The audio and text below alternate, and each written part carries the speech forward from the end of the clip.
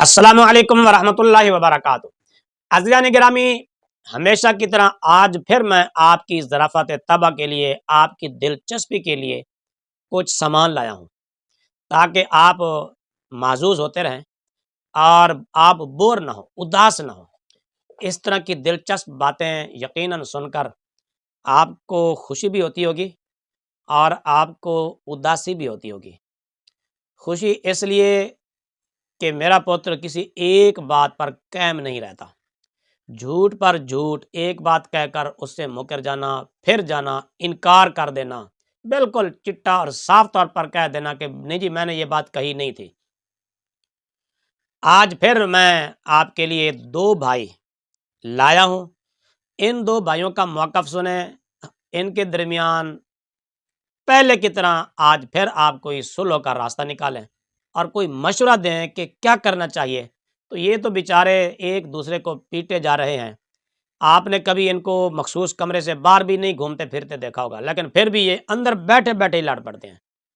تو بغیر کسی تمہید کے سنیے چاند ایک جھلکیاں، پھر اس کے بعد میں اپنے پوتر کے فالورز اور سٹوڈنٹ سے ایک سوال کروں گا، پھر آگے انشاءاللہ مزید بات کریں گے۔ ویڈیو چلنے لگی ہے، یہ بڑا ذمہ دار پلیٹ فارم ہے، مجھے بات کرتے ہوئے لاکھ دفعہ سوچنا پڑتا ہے۔ اور یہ اپنا دماغ کھول لو، میں مرزا جونیئر بالکل نہیں ہوں، اللہ کے فضل سے میں مرزا سینئر ہوں۔ بھئی جب توحید بیان ہوگی تو گستاخی تو آٹومیٹکلی ہو جائے گی، کیونکہ توحید کا مطلب یہ ہے کہ اللہ کے سوا کوئی پیغمبر، کوئی فرشتہ، کوئی بزرگ، کوئی بابا، شاہی کوئی نہیں۔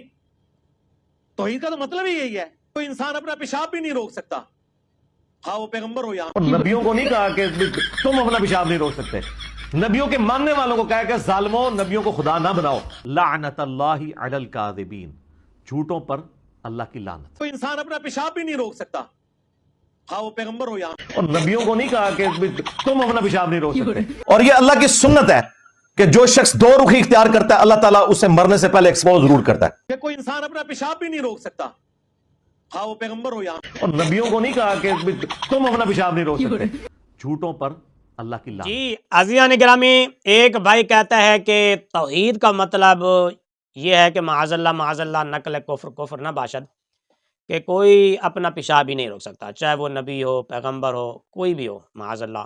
جبکہ دوسرا بھائی فوراً کہتا ہے نہیں جی نہیں، یہ بات میں نے نبیوں کے لیے نہیں کہی۔